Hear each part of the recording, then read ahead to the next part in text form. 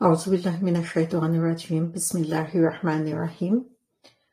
Alhamdulillahi rabbil alamin. Allahumma salli wa sallim ala nabiyyina Muhammad.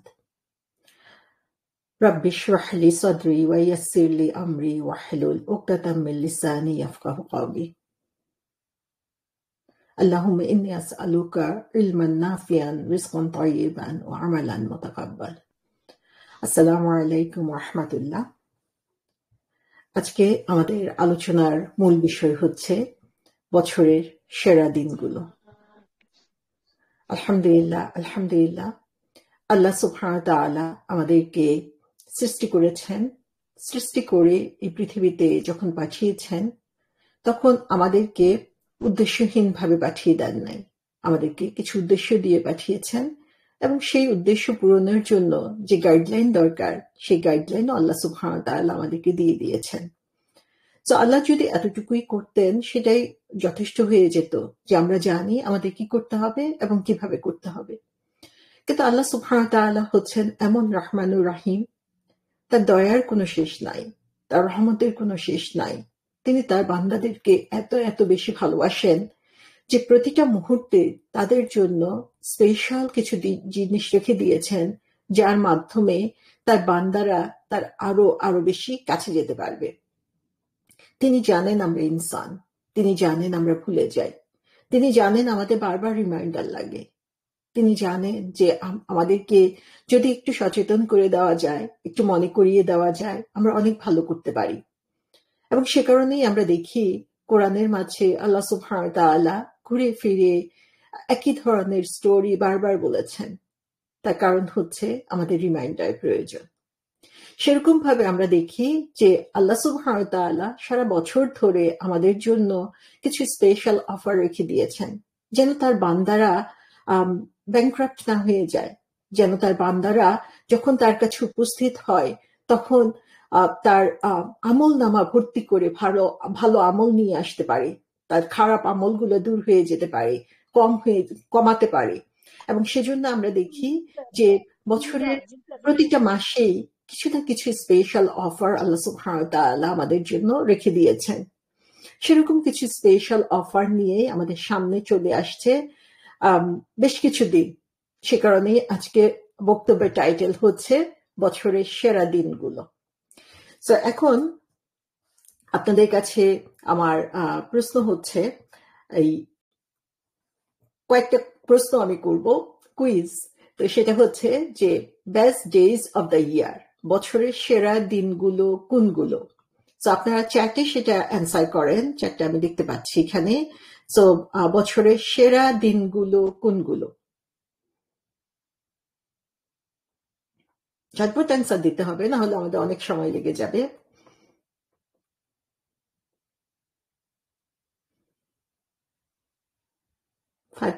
seven people are typing, so I'm waiting. So আমার কয়েকটা quiz থাকবে, so আপনারা একটু ঝটপট দিলে আমার প্রশ্নগুলো আমি ঝটপট করে ফেলতে পারবো এবং উত্তরগুলো পেয়ে গেলে আমরা সামনে এগিয়ে যেতে পারবো।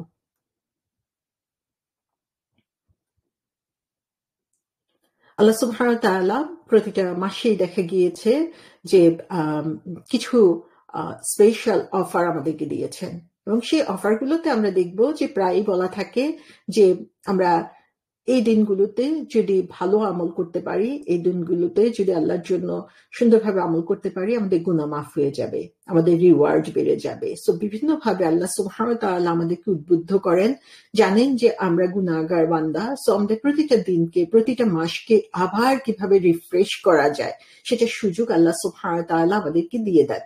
সো বেশ কিছু অ্যান্সার আমরা এখানে পেয়েছি। জিলহজের 9 তারিখ, জিলহজ মাসের ফার্স্ট 10 ডেজ, প্রথম 10 দিন, আরাফার দিন, রামাদান, জিলহজ ও জিলকদ মাস, আরাফার দিন, রামাদানের শেষ দশক, আরাফার দিন, শবে কদরের রাত, রামাদানের কদর রাত। সো আমি প্রশ্নটা যেটা করেছি সেটা হচ্ছে যে সেরা দিনগুলো। সো বুঝতেই পারছেন একটা দিন না, আমি কয়েকটা দিনের কথা এখানে বুঝিয়েছি। সো দিনগুলো কোনগুলো। আচ্ছা, নেক্সট কুইজ এখন আপনাদের জন্য, সেটা হচ্ছে যে বছরের সেরা রাতগুলো। সো আবার খেয়াল করেন, রাতগুলো, বছরের সেরা রাতগুলো কোনগুলো।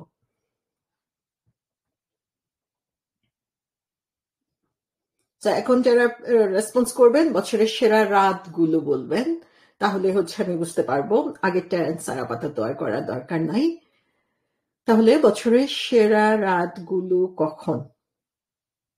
ওকে, এ পর্যন্ত আমি 4টা অ্যান্সার পেয়েছি। রমাদানের শেষ 10 দিন, রমাদানের শেষ 10 রাত, শেষ 10 রাত, শবে কদর রাত, আরাফার রাত, শবে কদর রাত, রমাদানের লাস্ট বেজর রাত, রমাদানের শেষ দশকের বেজর রাত, লাস্ট অড নাইট অফ রমাদান, শবে কদর রাত, শেষ দশক রমাদান, রমাদানের শেষ 10 রাত। সো এটা আপনারা বুঝতে পেরেছেন যে বেস্ট নাইটস বলেছি, সো অনেকগুলো রাত। এখন আমার প্রশ্ন হচ্ছে বছরের সেরা দিন কোনটি? দিনগুলো বলি নাই, বছরের সেরা দিন কোনটি?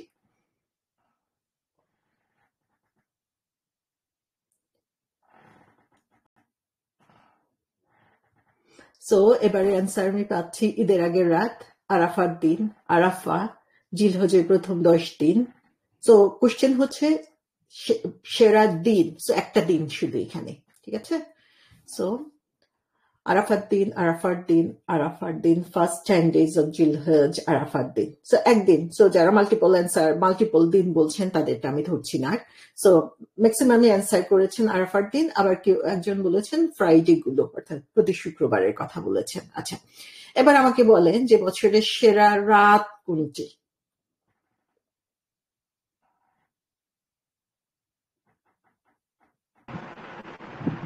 কদরের রাত্রি। সেরা রাত। তো আমরা চেষ্টা করবো টাইপ করার জন্য, মাইক অফ রাখার চেষ্টা করবো ইনশাল্লাহ। সো কদরের রাত, লাইলাতুল কদর। আরাফও বলেছেন, সো আমি রাত বলেছি। সো শবে কদর, শবে কদর, কদরের রাত। ওকে, গুড। এখন আমাকে বলেন যে বছরে most virtuous day of the year, মানে সবচেয়ে বরকতময় দিন কোনটি?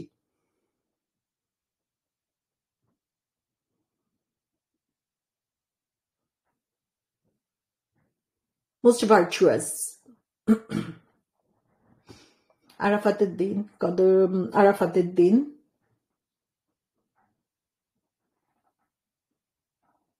ওকে, গুড, আলহামদুলিল্লাহ। জাযাকুমুল্লাহ খায়রান, যারা অ্যান্সার করেছেন, পার্টিসিপেট করেছেন, এটা আমাদের নিজেদের জন্য, আমরা যাতে নিজেদেরকে এই প্রশ্নের মাধ্যমেই হচ্ছে আবার নিজেদেরকে একটু সচেতন করতে পারি যে আল্লাহ সুবহানাহু ওয়া তাআলা আমাদের জন্য যে স্পেশাল ডে গুলো দিয়েছেন সেগুলোর ব্যাপারে আমরা কতটুকু অ্যাওয়্যার রয়েছি। সো বছরের সেরা দিনগুলো হচ্ছে জিলহজ মাসের প্রথম 10 দিন। বছরের সেরা রাতগুলো হচ্ছে রমাদানের শেষ 10 রাত। বছরের সেরা দিন হচ্ছে, এটা কেউই পারেন নাই, এবং এটা ইন্টারেস্টিং, আমার কাছে খুব ইন্টারেস্টিং লেগেছে, সেটা হচ্ছে ইয়ামুন নাহার, তার মানে হচ্ছে কোরবানির দিন। বছরের সেরা রাত হচ্ছে লাইলাতুল কদর। আর মোস্ট ভার্চুয়াস, সবচেয়ে বরকতপূর্ণ দিন যেটা, সেটা হচ্ছে আরাফার দিন। তো সুবহান আল্লাহ, দেখেন যে আমাদের সামনে এখন যেই দিনগুলো আসছে, আমরা জিলকদর একদম শেষ মাথায় আছি, 2-1 দিনের মধ্যেই হচ্ছে জিলহজ শুরু হয়ে যাবে। তো জিলহজ মাসের প্রথম 10 দিন হচ্ছে আল্লাহ সুবহানাহু ওয়া তাআলার কাছে সবচেয়ে পছন্দের দিন, এবং সেই জিলহজ মাসের প্রথম 10 দিনের মধ্যেই আমরা দেখি যে সবচেয়ে ভালো দিনটা হচ্ছে কোরবানির দিন, সেটাও উপস্থিত, সবচেয়ে বরকতময় দিন আরাফার দিন, সেটাও উপস্থিত। তো সুবহান আল্লাহ, যে সবচেয়ে উত্তম 10 দিন, তার মধ্যে সবচেয়ে উত্তম দিন, তার মধ্যে সবচেয়ে বরকতপূর্ণ দিন, সমস্ত কিছু আমরা পেয়ে যাচ্ছি হচ্ছে এই ফার্স্ট 10 days অফ জিলহজ্জার মধ্যে।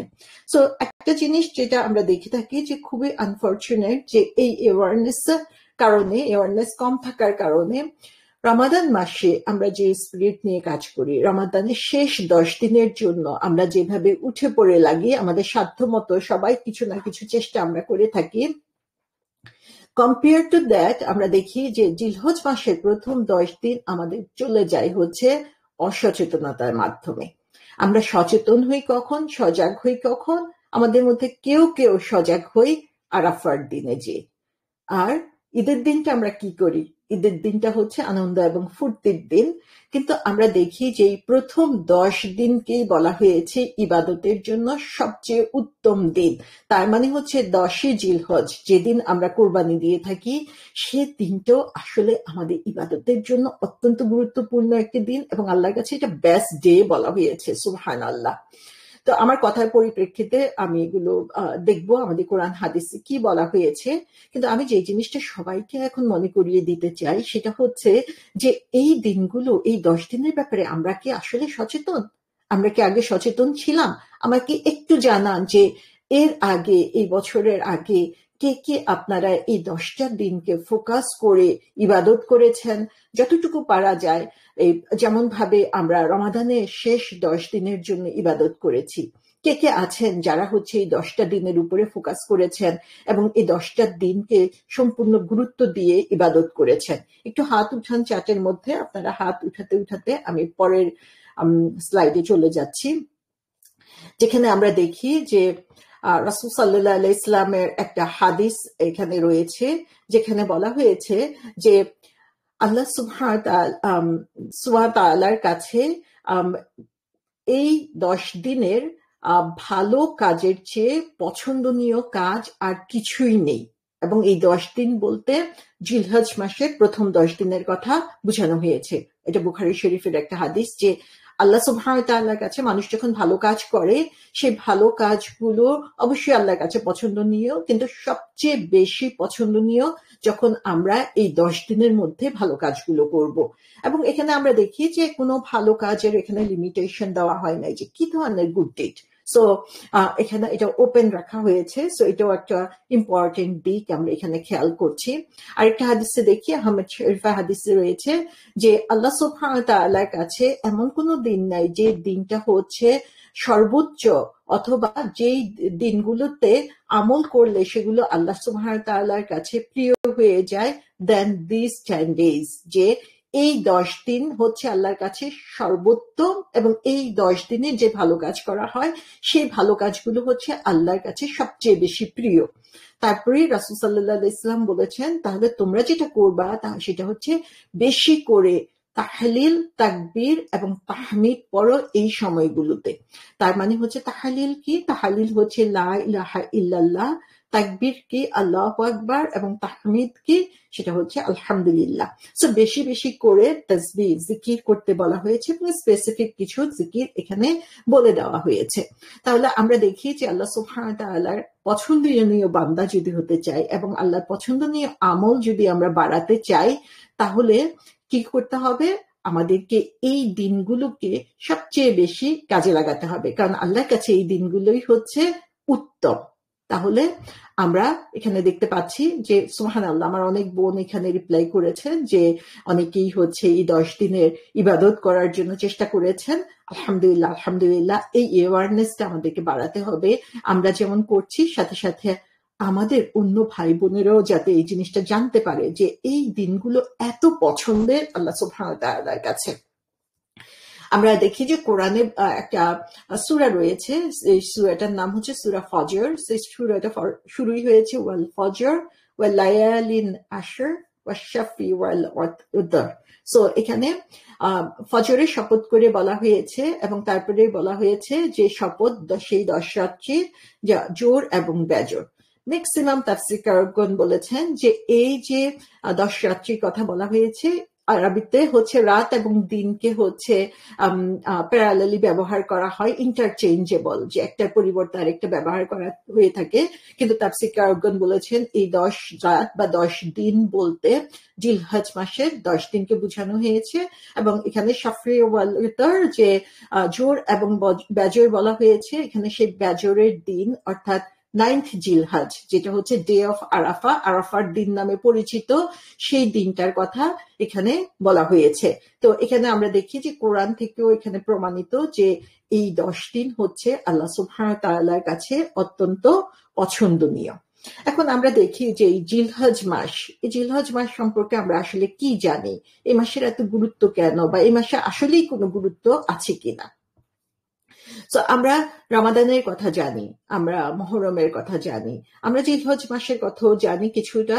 জিলহজ মাসের মূল গুরুত্ব আমাদের কাছে কেন? আমাদের কাছে গুরুত্ব হচ্ছে কারণ এই মাসে হজ পালন করা হয়। সো আমরা যারা হজ পালন করেছি বা করব প্ল্যান আছে, তারা জানি কখন আমাদেরকে হজের জন্য যেতে হবে, অথবা এটা হচ্ছে হজের মৌসুম, সে কারণে আমরা জানি যে আমাদের আত্মীয় স্বজনরা হজে যাচ্ছে এবং অনেকেই হচ্ছে হজের প্রিপারেশন নিয়েছে, সে কারণে জিলহজ মাস আমাদের পরিচিত যে এই মাসে হজ করা হয়ে থাকে। জিলহজ মাসে আরো কিছু গুরুত্ব রয়েছে, যেমন এটা হচ্ছে আরবিক যে 12 মাস আছে, আরবিক 12 মান্থস এর মধ্যে সিক্রেট মান্থের মধ্যে একটা। সিক্রেট মান্থ জিনিসটা কি? সিক্রেট মান্থ গুলো হচ্ছে, অবশ্যই আমরা জানি যে আল্লাহ সুবহানাহু ওয়া তাআলার কাছে কিছু মাসের গুরুত্ব অনেক বেশি, যেমন রমাদানের গুরুত্ব আমরা জানি অনেক বেশি, শাবান মাসকে রাসূল সাল্লাল্লাহু আলাইহি ওয়াসাল্লাম অনেক গুরুত্ব দিয়েছেন, মুহররম মাসে আশুরা আছে, সেজন্য এটা গুরুত্বপূর্ণ।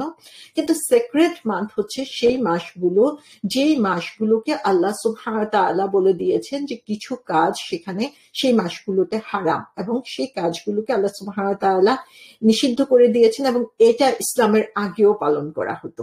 এবং 4টা সিক্রেট মান্থ রয়েছে যেই মাসগুলোতে হচ্ছে কোনো ধরনের যুদ্ধ বিগ্রহ করা হারাম, যুদ্ধ বিগ্রহ করা একদম নিষিদ্ধ। এবং এই 4টা মাস যদি অনেক সময় আরবরা কি করতো, নিজেদের সুবিধা মতো মাসগুলোকে চেঞ্জ করে নিত, কিন্তু 4টা মাস হচ্ছে তাদের জন্য হারাম ছিল। আমরা জানি যে আরবদের আইয়ামে জাহিলিয়াতের যে একটা বৈশিষ্ট্য ছিল, যে তারা চুন থেকে পান খসলেই কি করতো, যে যুদ্ধের জন্য নেমে যেত, যে আমাকে অমুক গোত্রের একজন আমার গোত্রের একজনকে গালি দিয়েছে, চলো সবাই মিলে তার বিরুদ্ধে যুদ্ধ করি। এবং এই যুদ্ধ চলতো মাসের পর মাস, বছরের পর বছর। সো ভ্যালিড ইনভ্যালিড, ছোট বড় যে কোনো কারণেই হোক না কেন, গোত্রে গোত্রে যুদ্ধ লেগে থাকতো। কিন্তু তাদের জন্য যে নিয়মটা ছিল যে এই সিক্রেট মান্থগুলোতে তারা কোনো যুদ্ধ করতে পারবে না। অর্থাৎ যখন আমরা কোনো সিক্রেট মান্থে চলে আসি, তখন সেই মাসগুলোতে আমাদেরকে এক্সট্রা কেয়ারফুল হতে হবে যে এই সময়ে আমি যাতে কোনো গুনাহ না করি, আমি যাতে আল্লাহ সুবহানাহু ওয়া তাআলা নিষিদ্ধ কোনো কাজ করে না ফেলি। এবং এর মধ্যে একটা হচ্ছে জিলহজ মাস। আর কয়টা মাস রয়েছে আমাদের? দেখি কুইজ আবার। সিক্রেট মান্থ কয়টি বছরের মধ্যে? আমি অবশ্যই অ্যান্সারটা বলে দিব। সো কয়টা মাস রয়েছে যেই মাসগুলোকে বলা হয়েছে সিক্রেট, যে এই সময় কোন ধরনের যুদ্ধ বিগ্রহ বা অন্যায় করাটা হচ্ছে আল্লাহ সুবহানাহু ওয়া তাআলার দৃষ্টিতে অত্যন্ত লাইক অমার্জনীয়, বা আল্লাহ সুবহানাহু ওয়া তাআলা পছন্দ করেন না। সো আমাদের সিক্রেট মান্থ আমরা দেখি যে 4টা মাস বলা হয়েছে। একজন রজব মাসের কথা বলেছেন, আরেকজন সম্ভবত বাংলায় 4 লিখেছেন, জিলকদ, জিলহজ, মুহররম, রজব। মাশাআল্লাহ, জাযাকাল্লাহ খায়রান। সো আমরা হচ্ছে 4টা মাসের নাম এখানে পেয়ে গিয়েছি। সেটা হচ্ছে 4টা সিক্রেট মান্থ। 4টা সিক্রেট মান্থের মধ্যে ইন্টারেস্টিং হচ্ছে যে আমরা জিলকদ মাস, যে মাসটা অলরেডি চলে গিয়েছে, আমরা হয়তোবা খেয়ালও করি নাই যে অলমোস্ট চলে যাচ্ছে, আর 2 দিন বাকি আছে। এই মাসটা হচ্ছে আল্লাহ সুবহানাহু ওয়া তাআলার দৃষ্টিতে এত উল্লেখযোগ্য একটা মাস যে এই মাসটার ব্যাপারে আমাদেরকে সচেতন হতে হবে যেন কোনো গুনার কাজ এই মাসে আমরা করে না ফেলি। জিলকদ, জিলহজ, মুহররম, আরবি মাসগুলো যে সিরিয়ালে আমরা জানি, এই 3টা মাস হচ্ছে একই সিরিয়ালে। সো জিলকদ চলে গিয়েছে অলমোস্ট, জিলহজ মাস সামনে আসতেছে, তারপরেই হচ্ছে মুহররম। এবং রজব মাসটা হচ্ছে একদম আলাদা। আমরা জানি শাবানের আগে রজব মাস, শাবান মাসটা সম্পর্কে আমরা কিছুটা অ্যাওয়্যার থাকি, তার আগের মাসটাই হচ্ছে সিক্রেট মান্থ। সো এই মাসগুলোর ব্যাপারে আমাদেরকে এক্সট্রা কেয়ারফুল হতে হবে, এই মাসগুলোর ব্যাপারে যে আর কিছু আমরা করি বা না করি, অন্তত কোনো গুনাহ যাতে আমাদের এই মাসগুলোতে না হয় সে ব্যাপারে আমাদেরকে খেয়াল রাখতে হবে।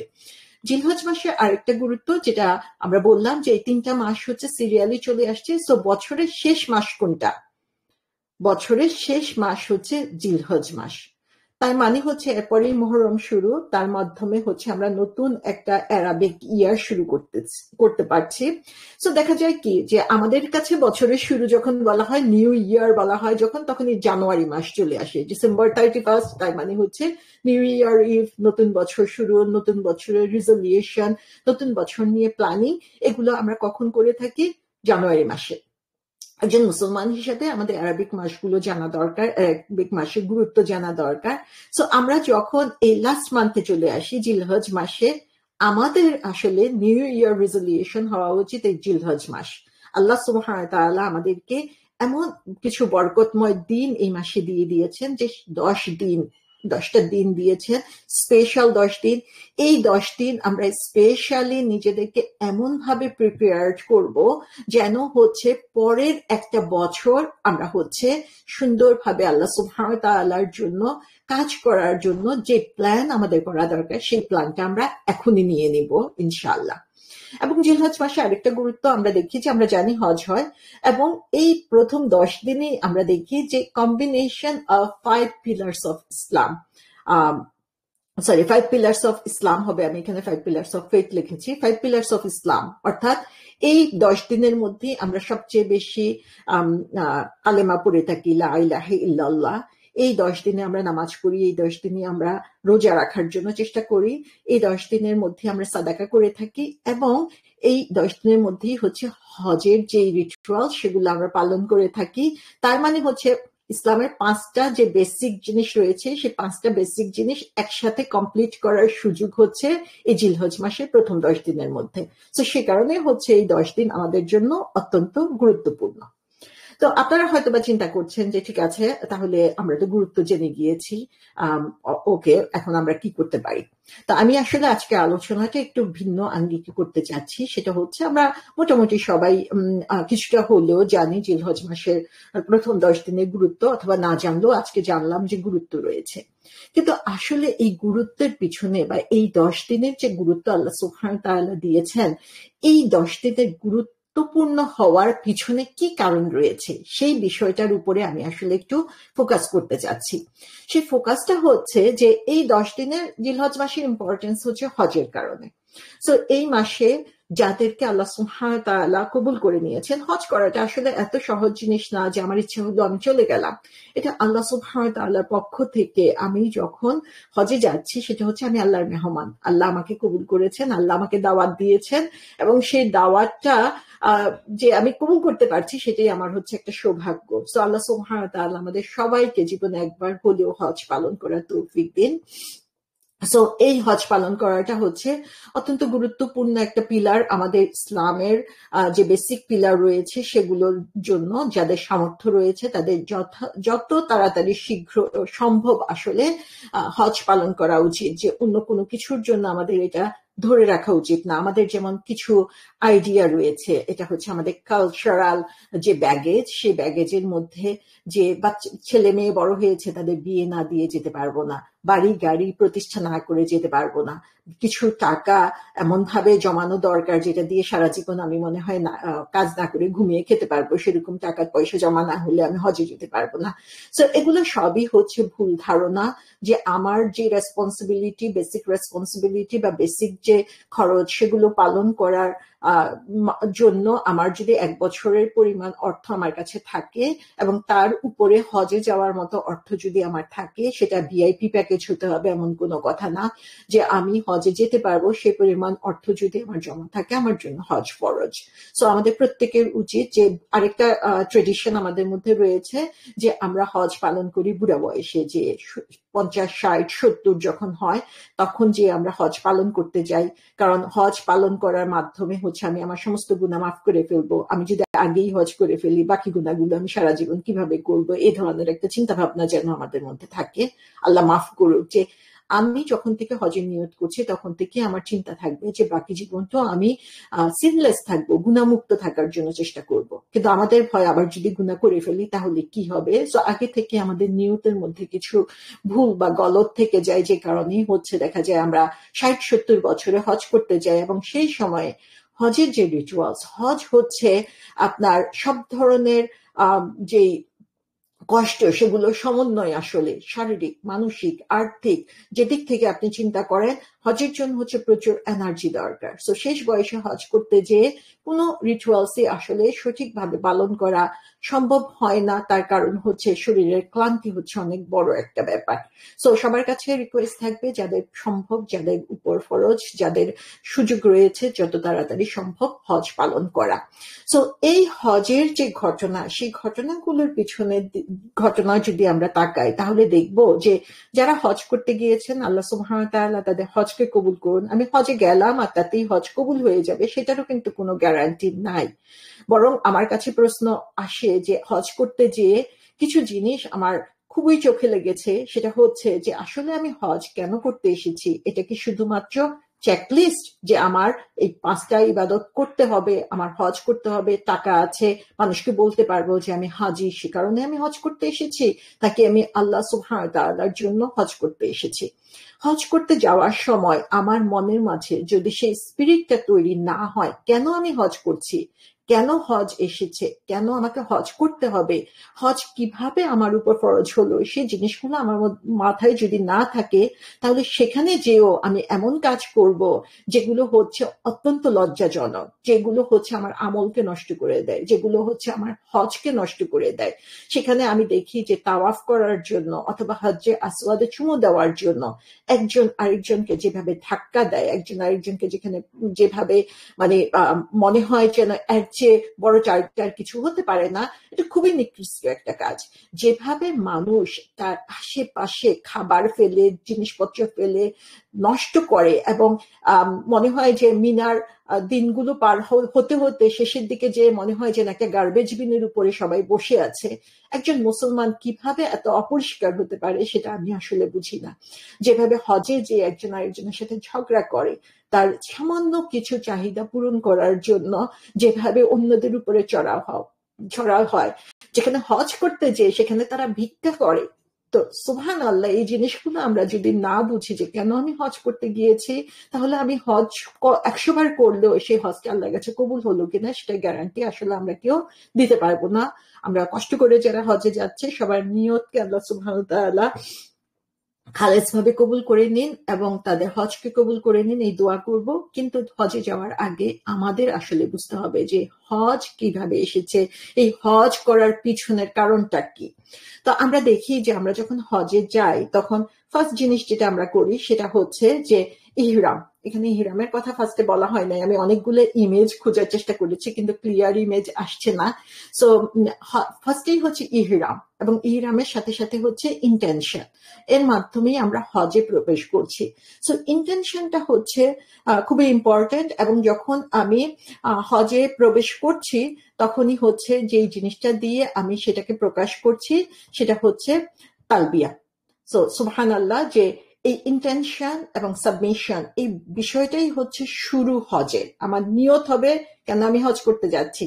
আমি কি হজ করতে যাচ্ছি বিজনেসের উদ্দেশ্যে, আমি কি হজ করতে যাচ্ছি হচ্ছে কিছু পাওয়ার জন্য সেখানে, না আমি হজ করছি শুধুমাত্র আল্লাহ সন্তুষ্টির জন্য।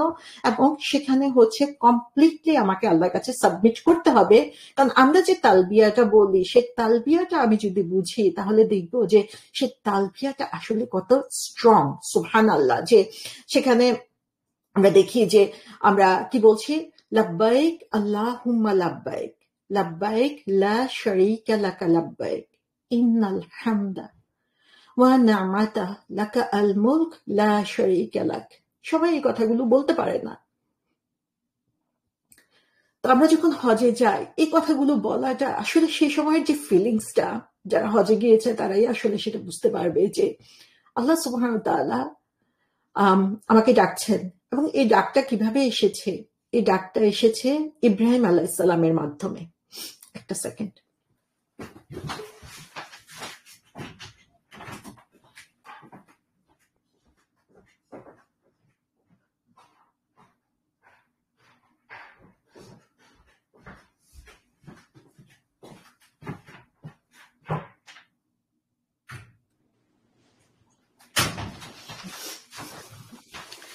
সো এই ডাকটা এসেছে ইব্রাহিম আলাইহিস সালামের মাধ্যমে। সূরা হজে আল্লাহ সুবহানাহু ওয়া তাআলা সেই কথাটা বলেছেন। সেখানে বলা হয়েছে যে ইব্রাহিম আলাইহিস সালামকে বলছেন আল্লাহ সুবহানাহু ওয়া তাআলা যে মানুষকে তুমি হজের দিকে ডাকো, এবং তারা তখন পায়ে হেঁটে অথবা হচ্ছে জীর্ণ শীর্ণ উঠে চড়ে তারা আসবে পৃথিবীর যে কোনো কর্নার থেকে। সুবহানাল্লাহ। যখন ইব্রাহিম আলাইহিস সালাম এই ডাকটা দিয়েছিলেন, যখন ইব্রাহিম আলাইহিস সালাম মানুষকে হজের জন্য ডেকেছিলেন, সেখানে আসলে কয়জন মানুষ ছিল? যখন তিনি কাবা শরীফের ভিত্তিপ্রস্তর স্থাপন করলেন তার ছেলেকে নিয়ে, সেখানে কয়জন মানুষ উপস্থিত ছিল? কেউ কিন্তু ছিল না, কাবা ছিল, মক্কা ছিল একটা এমন জায়গা যেটা হচ্ছে শুধু ধুলাবালি আর পাথর সেখানে ছিল, কোনো মানুষ সেখানে ছিল না। এরকম নির্জন একটা জায়গা যেখানে কোনো মানুষ নাই, সেখানে হচ্ছে আল্লাহ সুবহানাহু ওয়া তাআলা ইব্রাহিম আলাইহিস সালামকে নির্দেশ দিলেন তুমি মানুষকে ডাকো হজের জন্য। কিভাবে ডাকলেন? ওনার কাছে কি মাইক্রোফোন ছিল, সাউন্ড সিস্টেম ছিল, না এমন কোনো ব্যবস্থা ছিল যে ইন্টারনেট ছিল যার মাধ্যমে তিনি পৃথিবীর দেশে দেশে মানুষকে ডাকলেন? না, কিছুই না। সেখানে কোনো মানুষ নাই, তিনি আর তার ছেলে দুজনে মিলে কাবা ঘরের ভিত্তিপ্রস্তর স্থাপন করলেন।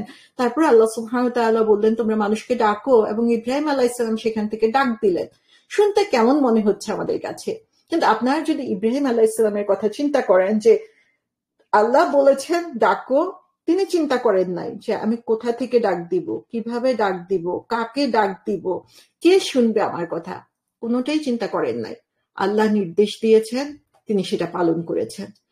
এই যে তার প্রগাঢ় বিশ্বাস আল্লাহর উপরে, এই যে আল্লাহ সুবহানাহু ওয়া তাআলার প্রতি তার আনুগত্য, তার ফলাফল আজকে আমরা দেখতে পাচ্ছি। এমন অবস্থা আজকে মক্কায় যে তিল ধারণের স্থান পাওয়া যায় না। সুবহানাল্লাহ, যে পৃথিবীর প্রান্ত, এই যে কোনো প্রান্ত থেকে, যে দেশগুলোর নাম আমরা কখনো শুনিও নাই, সেরকম জায়গা থেকে মানুষ আসে হচ্ছে হজ করার জন্য। ইব্রাহিম আলাইহিস সালামের ওই একটা ডাক পৃথিবীর দিকে দিকে ছড়িয়ে গিয়েছে। কিভাবে ছড়িয়েছে উই ডোন্ট নো। আল্লাহ সুবহানাহু ওয়া তাআলার টেকনোলজি এমন জোরালো, সেটার জন্য কোনো ধরনের মাধ্যমের প্রয়োজন হয় না। আল্লাহ নির্দেশ দিয়েছেন, হয়ে গিয়েছে। কিন্তু ইব্রাহিম আলাইহিস সালাম তো জানতেন না যে 2025 সালে এসে এত লক্ষ মানুষ হচ্ছে হজ করতে পারবে এখানে। তিনি রেখেছেন তার আশেপাশে কেউ নাই তার ছেলে ছাড়া। এটাই হচ্ছে ঈমান, এটাই হচ্ছে বিশ্বাস, এটাই হচ্ছে তাওয়াক্কুল। যে আমি যখন আল্লাহর উপর বিশ্বাস করব, এবং আল্লাহ কি বলেছেন, কেন বলেছেন, সেই প্রশ্ন আমি করতে যাব না। আল্লাহ নির্দেশ দিয়েছেন, সেটাই আমি পালন করব। এবং সেই কমপ্লিট সাবমিশন আমরা দেখতে পাচ্ছি হচ্ছে ইব্রাহিম আলাইহিস সালামের জীবনে। তো আমরা যদি এখন লাব্বাইকের দিকে যাই, লাব্বাইক আল্লাহুম্মা লাব্বাইক। তো যখন হচ্ছে এই ডাক দেওয়া হলো, ইব্রাহিম আলাইহিস সালাম আমাদেরকে ডাক দিয়েছেন, আমরা সেটার উত্তর দিচ্ছি এখানে। হিয়ার আই এম, ও আল্লাহ, হে আল্লাহ আমি এখানে, আমি তোমার কাছে এসে উপস্থিত হয়েছি। দেখেন কতবার একই কথা বলা হয়েছে, লাব্বাইক আল্লাহুম্মা লাব্বাইক লাব্বাইক। সো আমি এখানে তোমার কাছে এসেছি। এই যে অন্তরের স্পিরিটটা, যে আমি আল্লাহর কাছে উপস্থিত হয়েছি, আল্লাহর ডাকে সাড়া দিতে পেরেছি, আল্লাহ আমাকে সেই সৌভাগ্য দান করেছেন। এই তালবিয়া যখন আমার উচ্চারণ করার সুযোগ হয়, এটা হচ্ছে অনেক বড় একটা নিয়ামত আল্লাহর পক্ষ থেকে। এবং সেখানে আমরা কি বলছি যে তোমার কোনো শরীক নেই। আবারও বলছি লাব্বাইক, আমি তোমার কাছে এসেছি। এই যে কথায় কথায় আমি লাব্বাইকটা বলছি, যে আল্লাহ আমি তোমার কাছে এসেছি, যে আমার ফুল স্পিরিট দিয়ে আমি বুঝাচ্ছি যে আমি তোমার জন্য সিনসিয়ারলি হচ্ছে এই হজের জন্য এসেছি, এই হজের জন্য উপস্থিত হয়েছি। তো আমরা যারা হজে যেতে পারি নাই, আমাদের জন্য এখানে কি শিক্ষা রয়েছে? আমাদের জন্য এখানে শিক্ষা রয়েছে যে এই যে আল্লাহ সুবহানাহু ওয়া তাআলা আমাদেরকে নির্দেশ দিচ্ছেন, প্রথমেই হচ্ছে আমাদের ইন্টেনশনকে পিউরিফাই করা, যে কেন আমি এই ইবাদত করছি, কেন আমি আল্লাহর জন্য এই কাজগুলো করছি, অন্য কোনো কারণে না, শুধুমাত্র আল্লাহর সন্তুষ্টির জন্য। এবং আল্লাহ তো শুধু হজের নির্দেশ দেন নাই, আল্লাহ যত নির্দেশ দিয়েছেন সমস্ত কিছুর জন্য লাব্বাইক, যে আমি সিনসিয়ারলি তোমার কাছে উপস্থিত, এবং একবার না, প্রতিনিয়ত লাব্বাইক আল্লাহুম্মা লাব্বাইক লাব্বাইক লা শারীকা লাকা লাব্বাইক, যে আমি কন্টিনিউয়াসলি তোমার সামনে উপস্থিত তোমার যে কোনো হুকুম পালন করার জন্য। এই যে অনগোয়িং সাবমিশন, এটা হচ্ছে তালবিয়ার বেসিক প্রিন্সিপাল। এটা শুধু হজের জন্য না, এটা হচ্ছে আমাদের প্রতিদিনের কাজের জন্য, প্রতিদিনের প্রতি মুহূর্তের জন্য হচ্ছে এই তালবিয়া আমাদেরকে শিখাচ্ছে যে কিভাবে আল্লাহর কাছে আমাদেরকে সাবমিট করতে হয়। আমরা কি বলছি যে হে আল্লাহ, আমি নিশ্চিতভাবে বলছি, কোনো সন্দেহ নাই যে সমস্ত প্রশংসা এবং নিয়ামত হচ্ছে তোমার। সুবহানাল্লাহ, এখানে আমরা দেখি যে আল্লাহ সুবহানাহু ওয়া তাআলার প্রশংসা, তার ভালোবাসা, এবং এই ভালোবাসাটাও কন্টিনিউয়াসলি আমাকে প্রকাশ করতে হবে, এবং এর মাধ্যমে আমরা আরো বেশি আল্লাহ সুবহানাহু ওয়া তাআলার কাছাকাছি যাব। সো এই যে তালবিয়া পড়া, এই তালবিয়া পড়াটা হচ্ছে অত্যন্ত গুরুত্বপূর্ণ একটা জিনিস। এটা শুধু মুখে বলা না, এই জিনিসটা আসতে হবে আমার অন্তর থেকে। এবং যখন অন্তর থেকে আসবে, আপনি দেখবেন যে আপনি চোখের পানি কখনো বাদ মানবে না সেখানে। আপনি চাইবেন মন প্রাণ দিয়ে আল্লাহর জন্য নিজেকে সঁপে দেওয়ার জন্য। তিরমিজি শরীফে হাদিসে এসেছে, আমি হজ করেছি এক যুগ আগে, কিন্তু এখনো আমার কাছে মনে হয় যে যখন আমি তালবিয়াটা পড়া শুরু করেছিলাম, সেই ফিলিংসটা আসলে আমি কখনো কাউকে বুঝাতে পারবো না।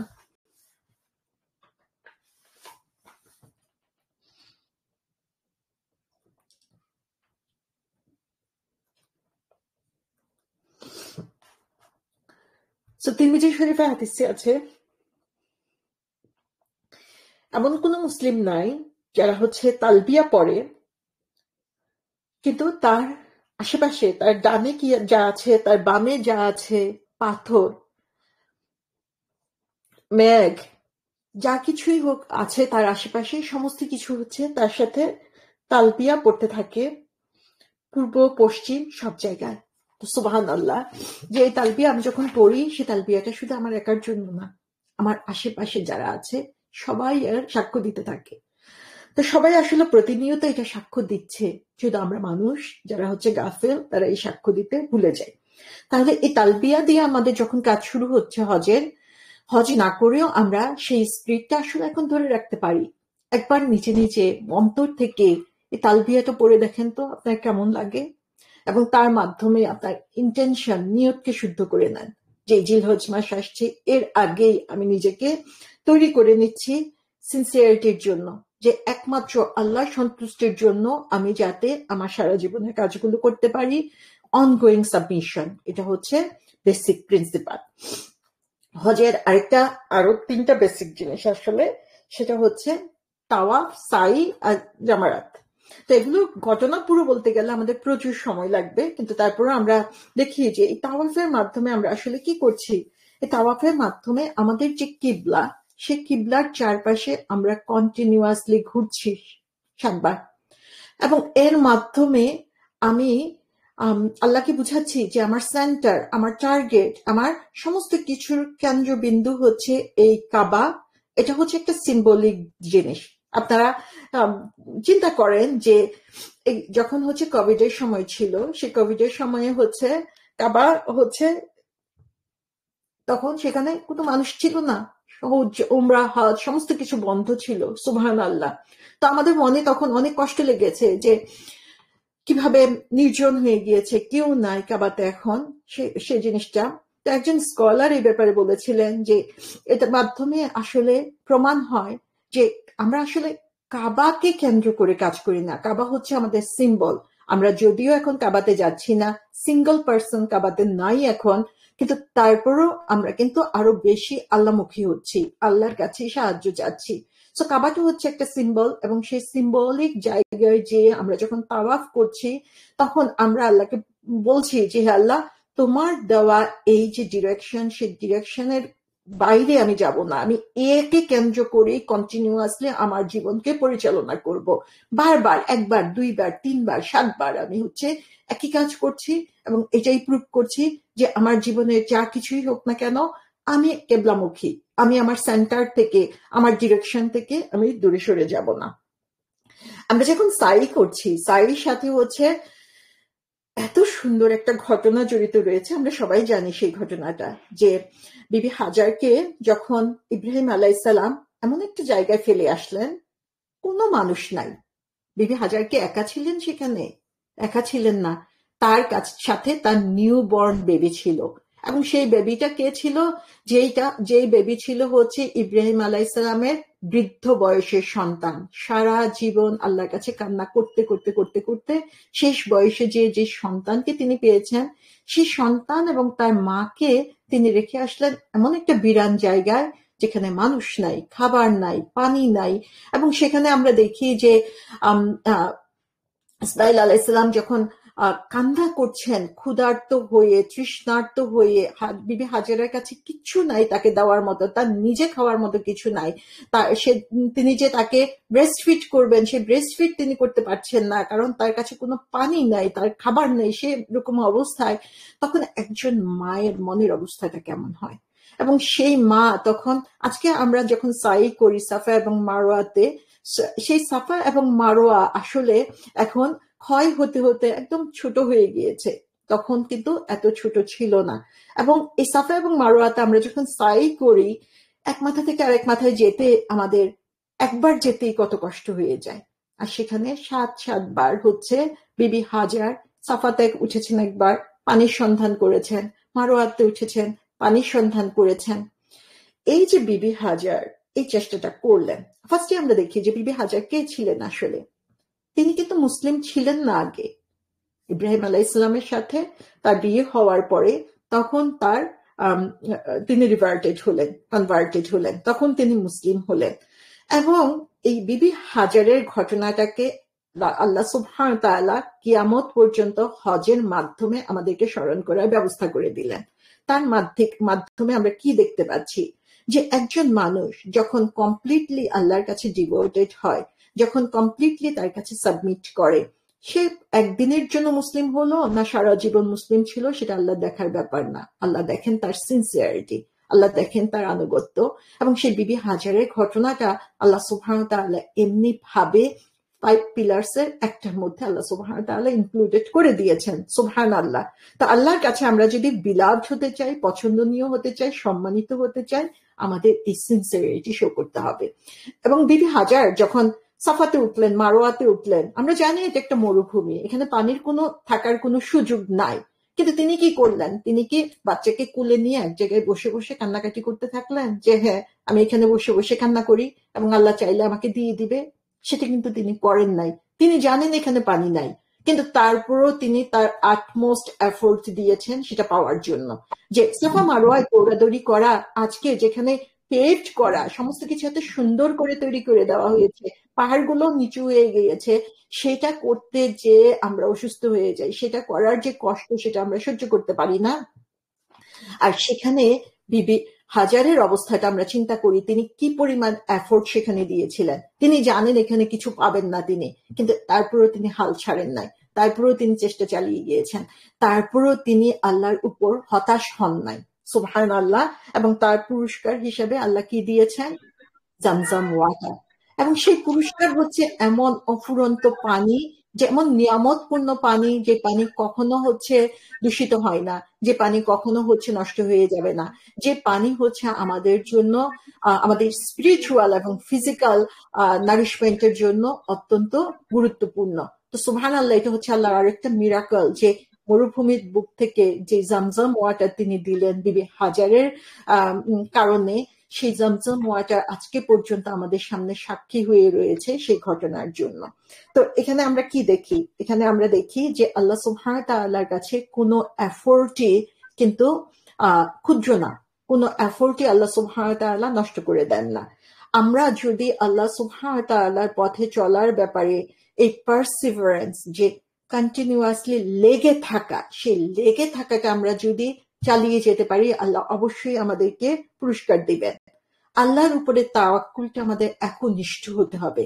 আল্লাহর উপরে ভরসাটা এরকম হতে হবে যে দুনিয়ার আর কোনো ফ্যাক্টরের কথা আমি চিন্তা করব না, শুধুমাত্র আল্লাহর উপর ভরসা করে আল্লাহর সন্তুষ্টির জন্য আমরা এটা করে যাওয়ার জন্য চেষ্টা করব। এবং আল্লাহর উপর বিশ্বাস, এখানেও আমরা দেখি যে এই যে বিশ্বাস, যে আল্লাহ তাকে ছেড়ে যাবেন না।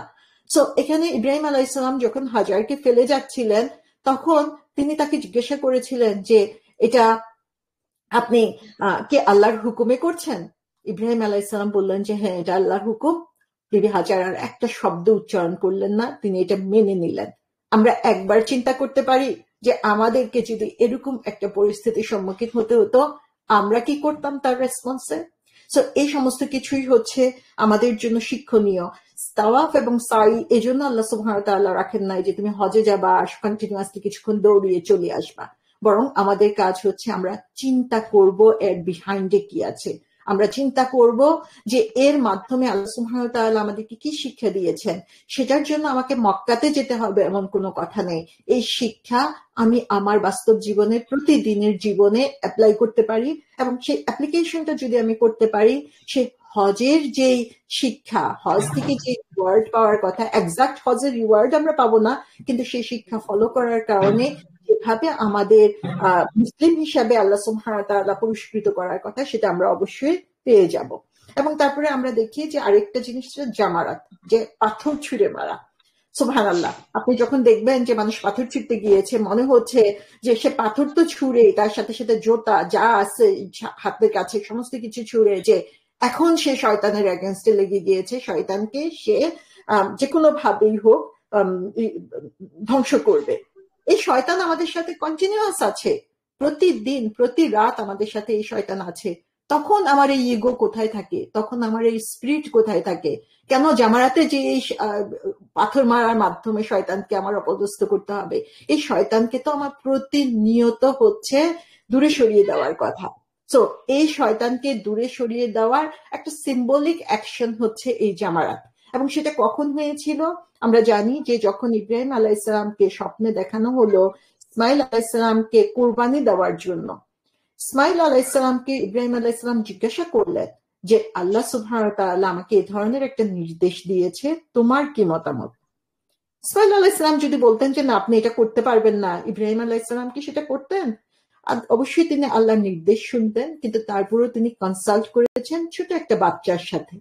এবং সেই বাচ্চারও উইজডম কেমন, প্রজ্ঞা কেমন আপনারা দেখেন। সে বলল যে আল্লাহ যা নির্দেশ করেছে আপনি সেটা করেন, সে ব্যাপারে আপনি কোনো দুশ্চিন্তা করবেন না। এবং তার কাজটাকে সহজ করার জন্য ইসমাইল আলাইহিসসালাম বলে দিল যে আপনি আপনার চোখ বেঁধে নেন, যেন আপনি যখন আপনার নির্দেশ পালন করবেন তখন মায়া ভালোবাসা এসে আপনাকে সেই নির্দেশ পালন থেকে বিরত না রাখে। তো এখানে আমরা কি দেখছি? বাবা এবং ছেলের ভালোবাসা পুরো দমে এখানে আছে, কিন্তু সেই ভালোবাসার কারণে তারা কিন্তু আল্লাহর নির্দেশ থেকে দূরে সরে যায় নাই।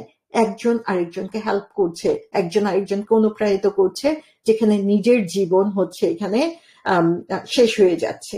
এবং যখন ইব্রাহিম আলাইহিস সালাম তাকে নিয়ে যাচ্ছিলেন সেই কুরবানের স্থানে, তখন শয়তান এসে ইসমাইল আলাইহিস সালামকে হুইসপার করছিল যে তুমি তোমার বাবার কথা কেন শুনছো, তোমাকে তো মেরে ফেলবে, তুমি এখান থেকে চলে যাও। বিভিন্ন ভাবে তাকে অসওয়াসা দিচ্ছিল এবং তারা হচ্ছে পাথর ছুঁড়ে ছুঁড়ে সেই শয়তানকে সরিয়ে দিচ্ছিল, এবং সেখান থেকে এই জামারাতের ঘটনা এসেছে। তো এই শয়তান প্রতিনিয়ত আমাদেরকে অসওয়াসা দিচ্ছে, প্রতিনিয়ত আমাদের এই পাথর ছোড়ার কাজ আসলে করতে হবে। আমাদেরকে একদম হাতে পাথর নিয়ে ঘুরতে হবে এমন কোনো কথা নাই, কিন্তু যখনই শয়তানের অসওয়াসা আসছে তখনই সেই অসওয়াসা থেকে নিজেকে বাঁচানোর জন্য আমাদেরকে চেষ্টা করতে হবে। এবং সেই চেষ্টাটা আসলে প্রতিদিনের চেষ্টা, এটা শুধুমাত্র হজে যে জামারাতে যে জোতা ছুঁড়ে মারলেই হবে না, সেই স্পিরিটটা আমাদের প্রতিদিনের জীবনে থাকতে হবে। তো এই ঘটনাগুলো অনেক বিস্তারিত ব্যাখ্যা রয়েছে, কিন্তু সেই বিস্তারিত ব্যাখ্যার মধ্যে আমি যাচ্ছি না, আমি শুধু মূল যে শিক্ষাটা সেটার উপরে এখানে ফোকাস করছি। বুখারী শরীফের হাদিসে এসেছে যে আল্লাহ সুবহানাহু ওয়া তাআলার দৃষ্টিতে এমন কোনো কাজ নাই যেটা হচ্ছে বেশি পুরস্কার পাওয়ার যোগ্য এই দিনগুলোতে ভালো কাজ করার চেয়ে। তো তখন সাহাবারা জিজ্ঞাসা করলো যে তারা সবাই জিহাদ করেছে, জিহাদ করতে যাওয়া মানেই হচ্ছে নিজের জান মাল সমস্ত কিছু হচ্ছে ঝুঁকির মধ্যে দিয়ে, যে তাদের তো ফিরে আসার সম্ভাবনা ছিল না, সেরকম জিহাদের কথা। যে তারা জিজ্ঞাসা করলো যে ইভেন জিহাদ যারা করে তাদের যে আমল, সেটার চেয়েও বেশি পুরস্কার এই দিনগুলোতে আমল করার। তখন রাসূল সাল্লাল্লাহু আলাইহি সাল্লাম বললেন যে নট ইভেন জিহাদ, যে আল্লাহর জন্য যারা জিহাদ করে সেটার চেয়েও বেশি বেশি রিওয়ার্ডিং, বেশি বেশি পুরস্কার রয়েছে হচ্ছে এই 10 দিনের যে ভালো কাজ আমরা করব সে ভালো কাজে। আমরা কখনো এই গুরুত্বটাকে অনুধাবন করেছি? কখনো কি বুঝার চেষ্টা করেছি এই 10 দিনের আমল আমাদের জন্য আসলে কত বেশি গুরুত্বপূর্ণ, কত বেশি আল্লাহ সুবহানাহু ওয়া তাআলার কাছে পছন্দনীয়? সো যেই দিনটার কথা আমরা মোটামুটি সবাই জানি এবং অন্য কোনো কিছু পালন না করলেও এই দিনটার ব্যাপারে আমরা অনেক সচেতন থাকি, সেটা হচ্ছে এই 10 দিনের মধ্যেই বিশেষ একটা দিন, যে দিনটাকে আল্লাহ সুবহানাহু ওয়া তাআলা বিশেষত্ব দিয়েছেন, সেটা হচ্ছে ডে অফ আরাফা, আরাফার দিন। এবং এই দিনটা হচ্ছে আল্লাহ সুবহানাহু ওয়া তাআলার কাছে খুবই পছন্দের দিন। এত পছন্দের দিন যে মুসলিম শরীফে হাদিসে বলা হয়েছে যে আল্লাহ সুবহানাহু ওয়া তাআলা এমন কোন দিন নাই যে দিনে মানুষকে জাহান্নামের আগুন থেকে মুক্ত করেন ডে অফ আরাফার চেয়ে বেশি। অর্থাৎ সবচেয়ে বেশি মানুষকে জাহান্নামের আযাব থেকে, আগুন থেকে তিনি মুক্ত করেন হচ্ছে ডে অফ আরাফা। সো এটা হচ্ছে আমাদের জন্য একটা বোনাস টাইম, যে সময়টাতে আমরা আল্লাহ সুবহানাহু ওয়া তাআলার কাছ থেকে সুযোগ পাচ্ছি নিজেদেরকে জাহান্নামের আগুন থেকে মুক্ত করার জন্য। এবং তিনি বলছেন যে আম, আল্লাহ সুবহানাহু ওয়া তাআলা সেদিন যারা হচ্ছে আরাফার ময়দানে যারা থাকে তাদের খুব কাছে চলে আসেন, এবং তখন তিনি তার ফেরেশতাদেরকে বলতে থাকেন যে এই বান্দারা কি চাচ্ছে। আল্লাহ সুবহানাহু ওয়া তাআলা সবই জানেন, কিন্তু তিনি সাক্ষী রাখছেন ফেরেশতাদেরকে। তো এই যে আরাফাতে যারা থাকে, সরি আরাফার দিনে আরাফার ময়দানে যারা উপস্থিত থাকে, আরাফার ময়দানের অবস্থাটা আমরা যদি একটু চিন্তা করি যে সেখানে আসলে কি হয়। সেখানে আমরা হচ্ছে আরাফার মাঠে চলে যাই। সেই আরাফার মাঠটা হচ্ছে খোলা একটা জায়গা, এবং সেখানে আমরা দিনের বেলা যাচ্ছি। তার মানে হচ্ছে মরুভূমির সেই উত্তপ্ত সূর্যের নিচে খুব কম জায়গায় টেন্ট বা তাঁবু থাকে, সে তাঁবুর নিচে থাকতে পারি আমরা, কিন্তু তাঁবুর নিচে থাকলেও সেটা যে খুব কমফোর্টেবল হয় এমন কিছু না। সো সেই খোলা ময়দানের মধ্যে সূর্যের নিচে দিনের বেলা সেখানে উপস্থিত হয়ে আমরা সেখানে আল্লাহর কাছে ক্ষমা চাইতে থাকি, দোয়া করতে থাকি। সো যখন আমরা আরাফার ময়দানে যাই, আসলে সেই জিনিসটা, যে জিনিসটাকে প্রতিফলিত করে সেটা হচ্ছে ডে অফ জাজমেন্ট। হাসরের ময়দানে কি হবে, এরকম খোলা ময়দানে সবাই দাঁড়িয়ে যাবে। সেখানে মিনিমাম কাপড়, মিনিমাম অবস্থা, সেখানে এমন ভাবে মানুষ দাঁড়াবে একটা ওপেন ল্যান্ডের মধ্যে, এবং সেখানে আল্লাহর কাছে সে চাইতে থাকবে। সেই সময় আমরা জানি সবাই ইয়া নাফসি ইয়া নাফসি করতে থাকবে, যে কি হবে, আমার কি উপায় হবে, ভয়ে কাতর অবস্থায় থাকবে। সেই সেম চিত্রটাই আমরা দেখতে পাই আরাফার ময়দানে।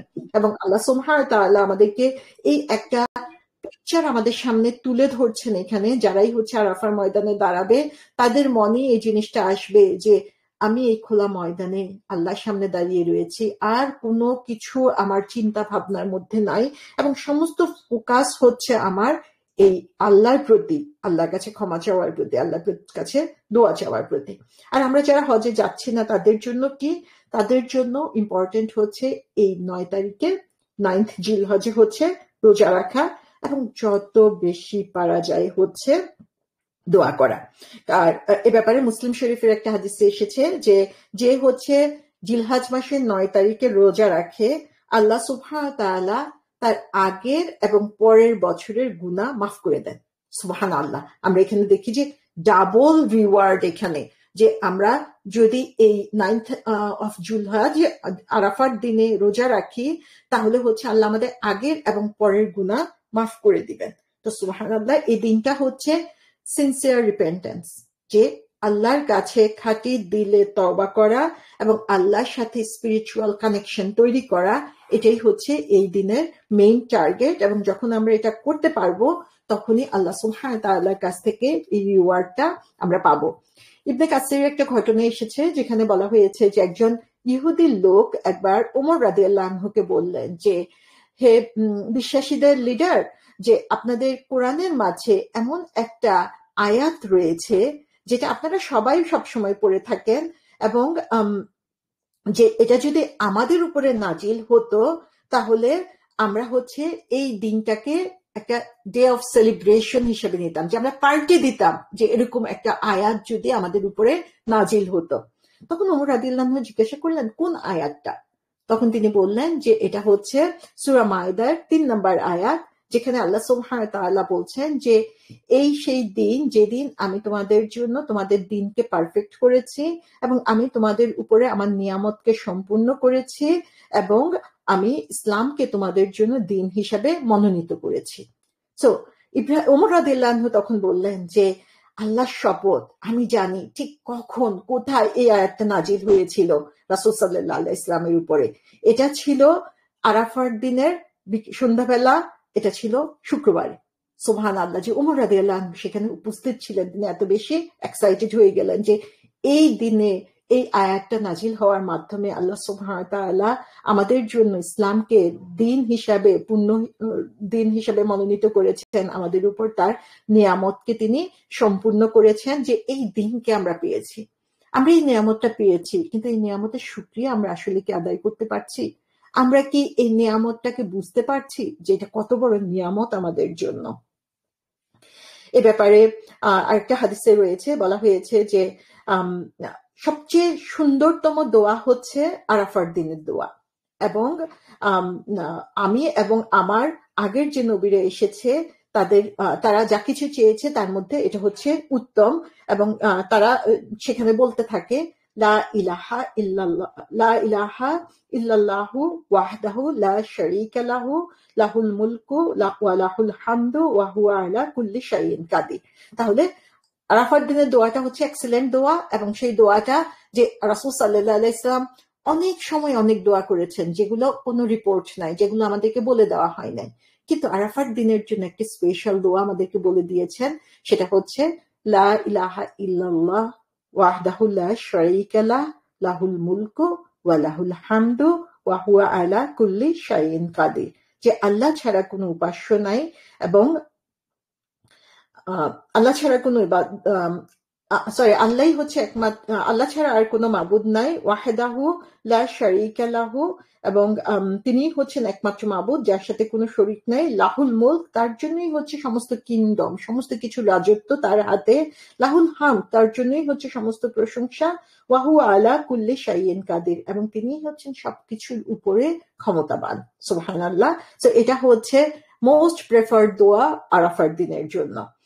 এবং আরেকটা হাদিসে বলা হয়েছে যে এই দিনে আল্লাহ সুবহানাহু ওয়া তাআলা সবচেয়ে নিকটতম আসমানে চলে আসেন, এবং তিনি তার পৃথিবীতে যে বান্দারা রয়েছে তাদের ব্যাপারে তিনি প্রাউড ফিল করেন, এবং তিনি বলতে থাকেন আসমানে যারা রয়েছে তাদের দিকে তাকিয়ে যে তাকাও, আমার বান্দাদের দিকে তাকাও, তারা হচ্ছে তারা দূর থেকে, কাছ থেকে, কঠিন অবস্থায় তাদের চেহারার দিকে তাকাও, তারা ধুলি ধূসরিত অবস্থায় আমার কাছে এসেছে শুধুমাত্র আমার রহমত তালাশ করার জন্য। এবং তাদের গুনাহ যদি ধুলোর পরিমাণ, বালির পরিমাণও হয়, তারা মরুভূমিতে দাঁড়িয়ে আছে, রাইট? সো সেখানে বালির পরিমাণ গুণও যদি তাদের হয়, অথবা সমুদ্রের ফেনার পরিমাণ গুণও যদি হয়, আমি তাদেরকে মাফ করে দিব। সুবহানাল্লাহ। যারা আরাফার ময়দানে দাঁড়িয়ে দোয়া করছে, আল্লাহ সুবহানাহু ওয়া তাআলা যেমন তাদেরকে মাফ করে দিবেন, তেমনি ভাবে আমরা যারা হজে যেতে পারি নাই, ঘরে বসে আমরা যখন এই দিনটাতে দোয়া করব, আল্লাহ সুবহানাহু ওয়া তাআলা আমাদেরকে মাফ করে দিবেন। এই ব্যাপারে আলী রাদিয়াল্লাহু আনহুর একটা দোয়া বলা হয়েছে যে তিনি স্পেশালি আরাফার দিনে এই দোয়াটা করতেন। সেখানে বলা হয়েছে, তিনি বলতেন যে হে আল্লাহ, আপনি আমার ঘাড়কে জাহান্নামের আগুন থেকে মুক্ত করে দেন, এবং আমার জন্য আপনার যে পারমিসিবল নিয়ামত যেগুলো রয়েছে, যেগুলো হচ্ছে আপনি অনুমতি দিয়েছেন বা হালাল করেছেন, সেগুলো আমার জন্য অনেক অনেক বেশি বাড়িয়ে দিন, এবং আমাকে হচ্ছে দুষ্ট জিন এবং মানুষ থেকে দূরে সরিয়ে রাখুন। তো সুবহানাল্লাহ, যে আলী রাদিয়াল্লাহু আনহু এই দোয়াটা রিপিটেডলি পড়তেন আরাফার দিনে। এবং হজের আরেকটা ঘটনা যেটা, সেটা হচ্ছে মুজদালিফা। মুজদালিফার অর্থই হচ্ছে যে টু কাম ক্লোজ টুগেদার, যে একসাথে হওয়া, একসাথে আসা। তো এখানে আমরা জানি যে সারা রাত হচ্ছে খোলা ময়দানে মানুষ থাকে।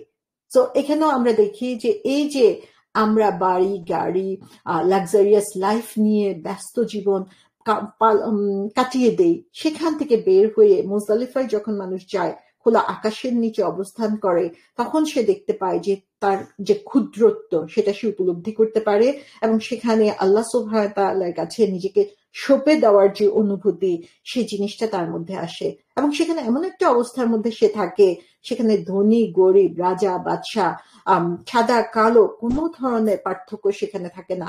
একটা ইকুয়ালিটি, একটা ইকুয়ালিটি, যেটা যে ইসলাম যে সাম্যের কথা বলে, সেই জিনিসটা আমরা হচ্ছে সেখানে মুজদালিফার মাঝে দেখতে পাই। তো সেই সাম্যের বাণী শুধু হজের জন্য না, সেই সাম্যের বাণী হচ্ছে আমাদের প্রতিদিনের জন্য আসলে।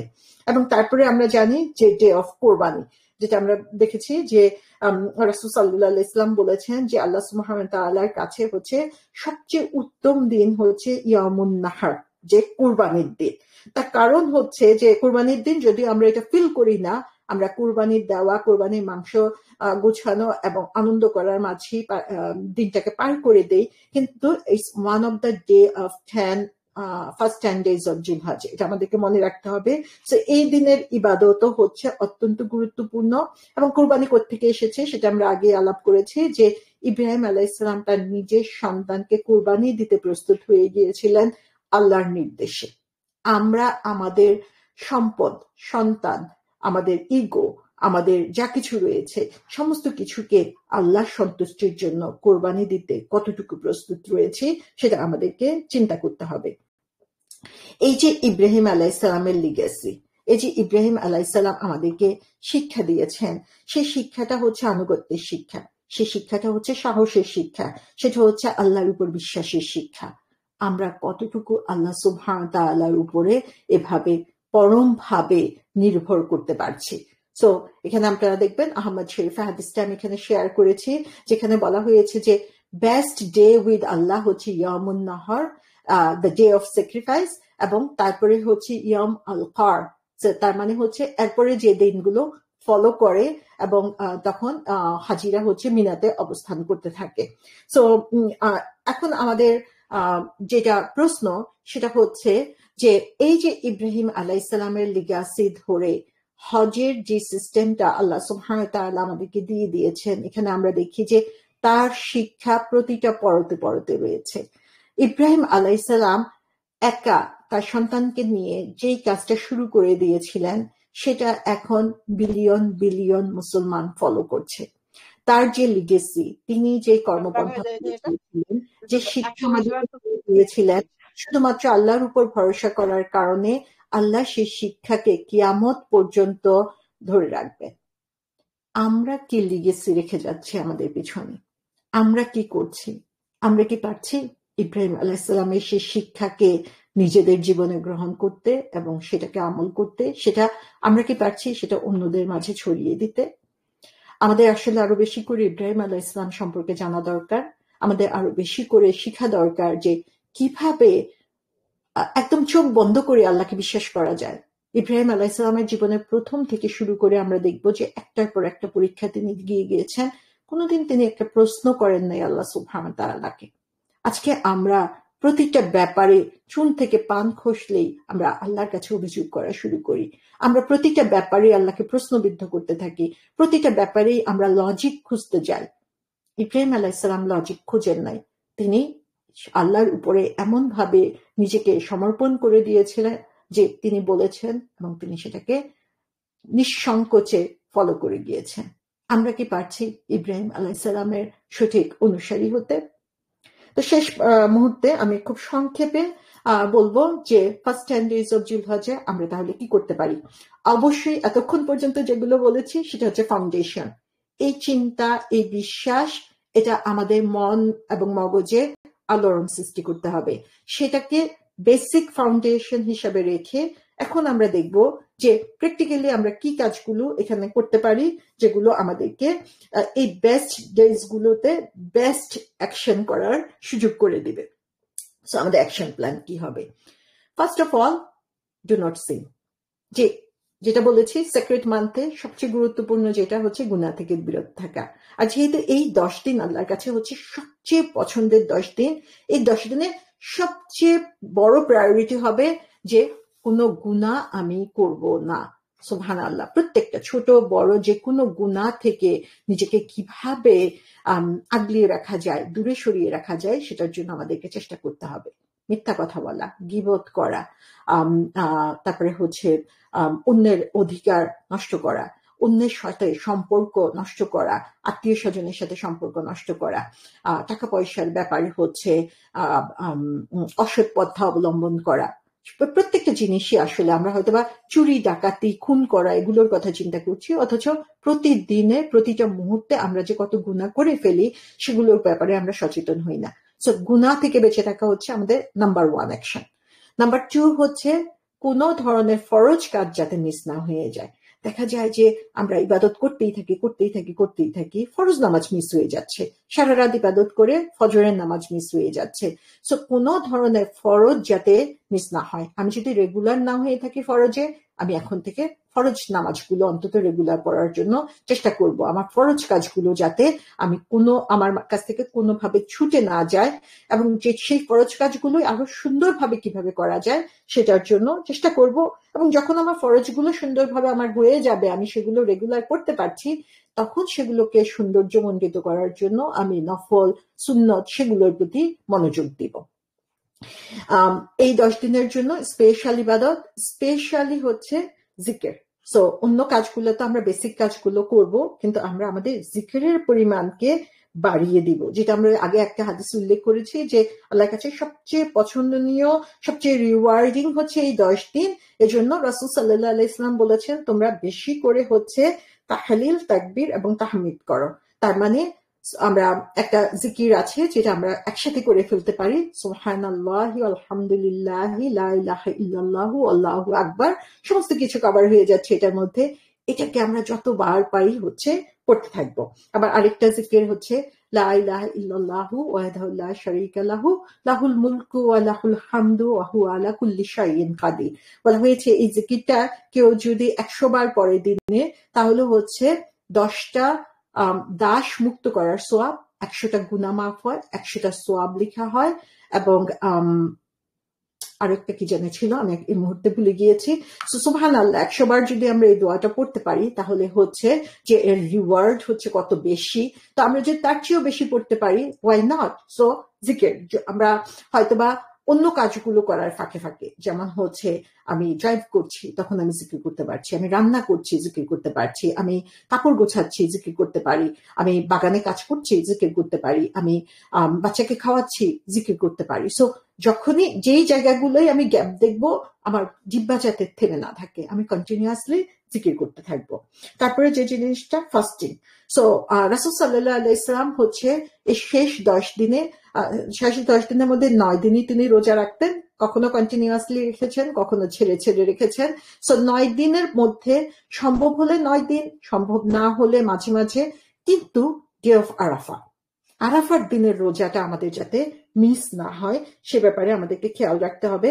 আবু দাউদের একটা হাদিসে এসেছে যে রাসূল সাল্লাল্লাহু আলাইহি ওয়াসাল্লাম সাধারণত জিলহজ মাসের প্রথম 9 দিন রোজা রাখতেন, আশুরার দিনে অর্থাৎ মুহররমের 10 তারিখ রোজা রাখতেন, প্রত্যেক মাসের মাঝখানের 3 দিন, যেটাকে আমরা আইয়ামে বীজ বলি, 13, 14, 15 তারিখ চাঁদের, সেই সময় রোজা রাখতেন, এবং প্রত্যেক মাসের প্রথম সোমবার এবং 2টা বৃহস্পতিবার তিনি রোজা রাখতেন।